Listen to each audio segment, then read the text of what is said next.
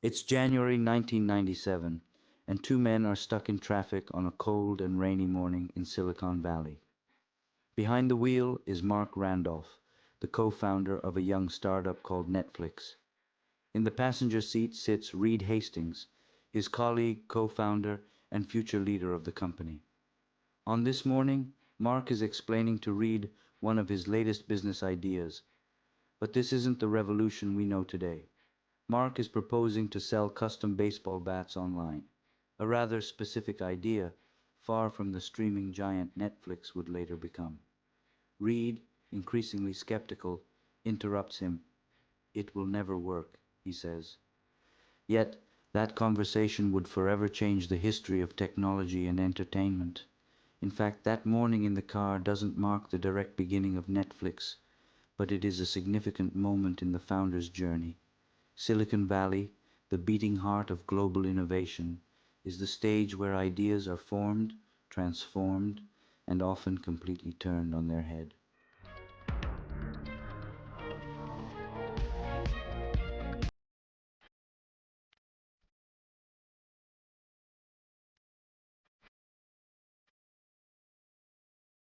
Mark Randolph and Reed Hastings were two brilliant minds, but very different from each other.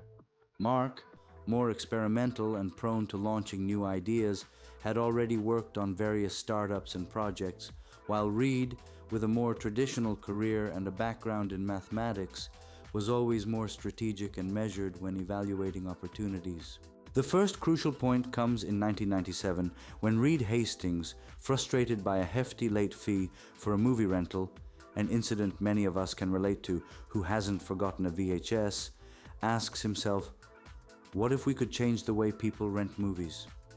From there, Netflix's idea as a DVD rental by mail service was born, a concept that would solve the problem of limited movie availability at brick-and-mortar stores and the high cost of rentals. The next big shift came with the radical change in their business model, when, with the advent of the internet and streaming technologies, Netflix decided to pivot to digital content distribution, anticipating the entertainment industry and creating a service that would not only change the way we watch movies, but also completely transform the industry itself.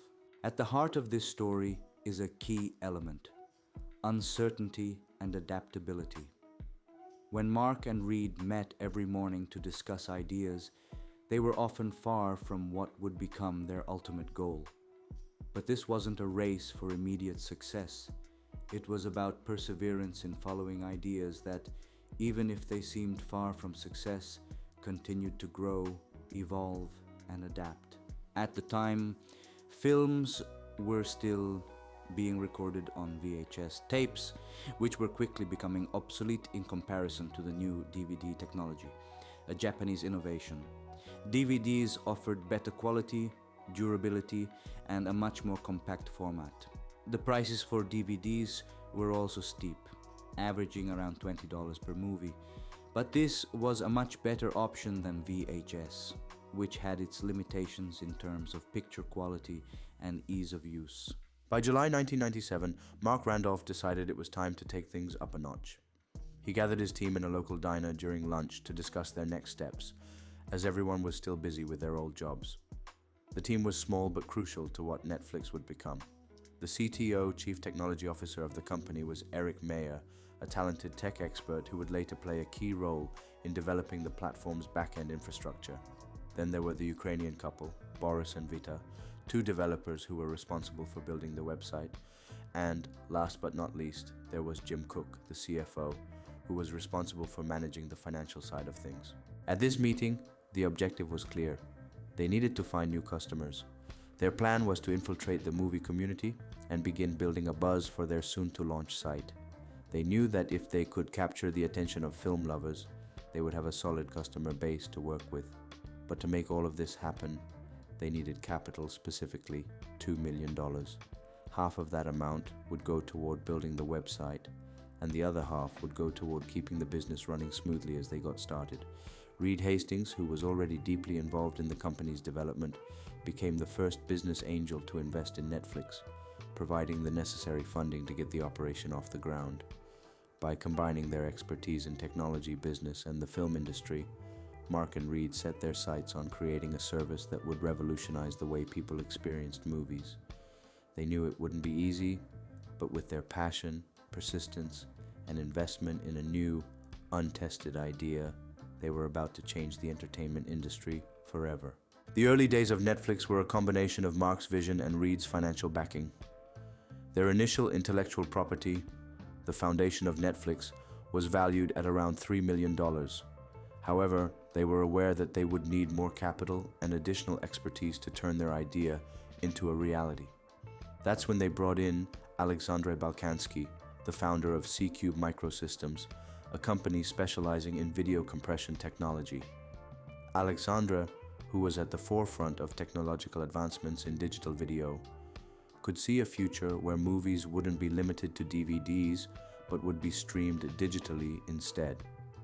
He believed that the future of film distribution was digital, and he saw the potential in Netflix as a platform that could lead the charge in that direction. Despite Mark's commitment to DVDs as the best option for the time being, Alexandre Balkansky was not convinced. He couldn't see the DVD model as a long-term solution, especially when he believed the future lay in digital video streaming. As a result, despite being intrigued by the idea, Alexandre Balkansky chose not to invest in Netflix. Without his backing, the company lost a potential key investor, but that didn't stop Mark and Reed. They continued to push forward, with Mark sticking to the plan of DVD rentals by mail and Reed working on securing other investments. In time, their idea would evolve, and the world would catch up with their vision. Though in the early years, the journey was anything but smooth. Their story was still in its infancy, and even though Alexandre Balkansky didn't come on board, the early setbacks would only serve to shape Netflix into the streaming powerhouse it would become. The idea of streaming movies digitally would indeed become reality, but it would take time, technology, and innovation to get there. After the setback with Alexandre Balkansky, Mark and Reed were still determined to make Netflix a reality. Their next breakthrough came when they met Stephen Kahn, a cinema enthusiast with a deep passion for movies and a keen interest in the entertainment industry. Stephen had experience in business, but what really set him apart was his genuine love for film, which made him an ideal ally for a project like Netflix.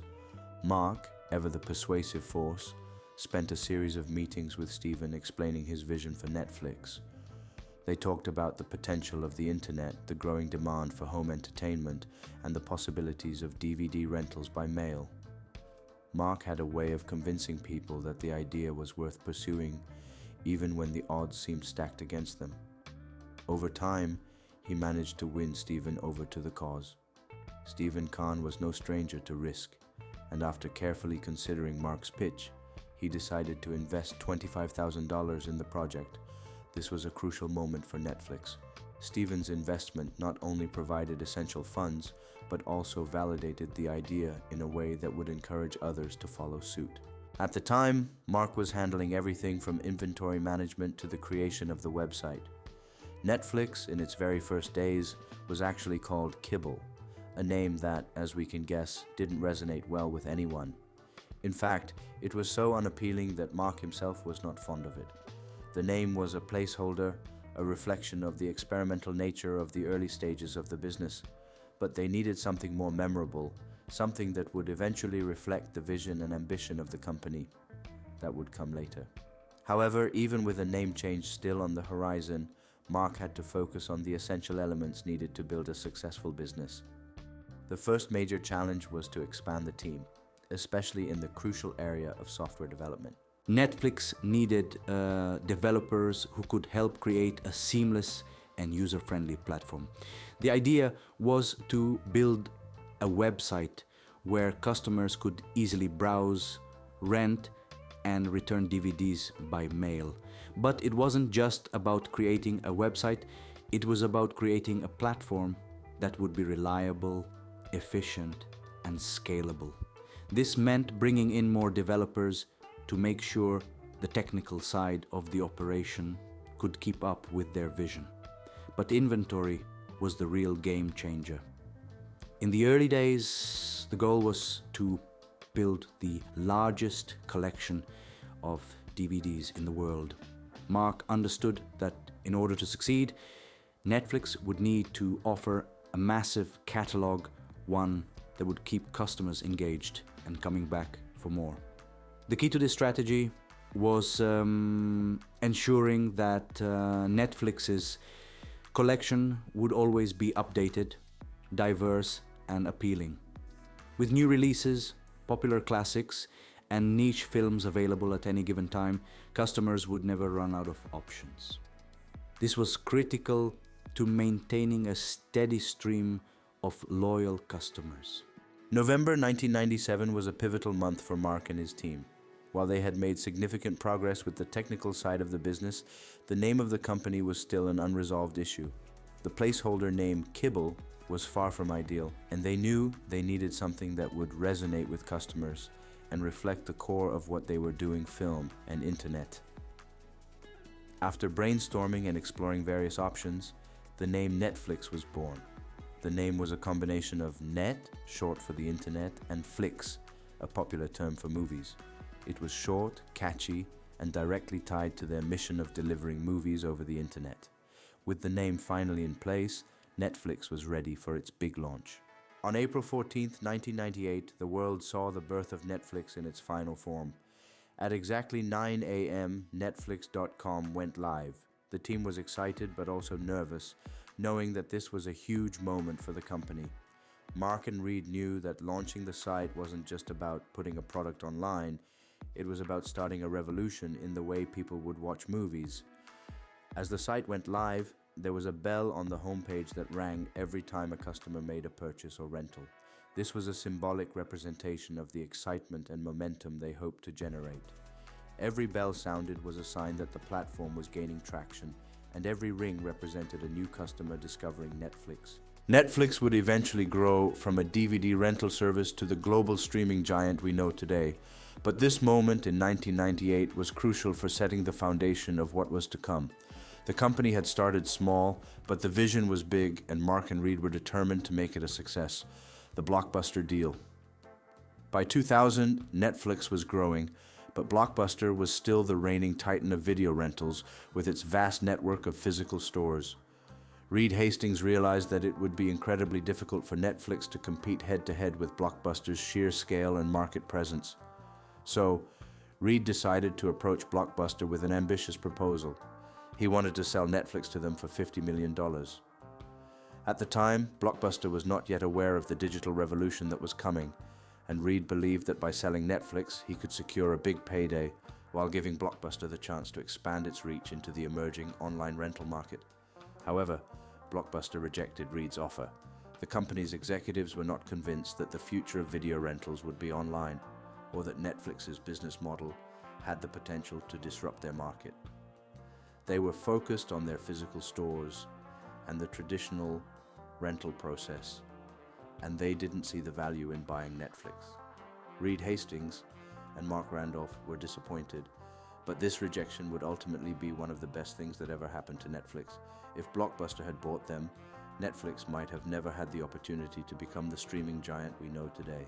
So, with the Blockbuster deal falling through, Netflix pressed forward and continued to innovate. While Blockbuster stayed tied to its stores, Netflix doubled down on its online DVD rental model and began to build its future. Today, Netflix is much more than a streaming service. It has become a global ecosystem that includes original content production, international distribution, technological innovation, and a continued commitment to diversification. Despite challenges in a competitive market and increasing costs, Netflix continues to evolve and adapt, constantly looking for new ways to entertain millions of people worldwide. If you have any other questions or would like me to delve into any specific part of Netflix's journey, feel free to let me know.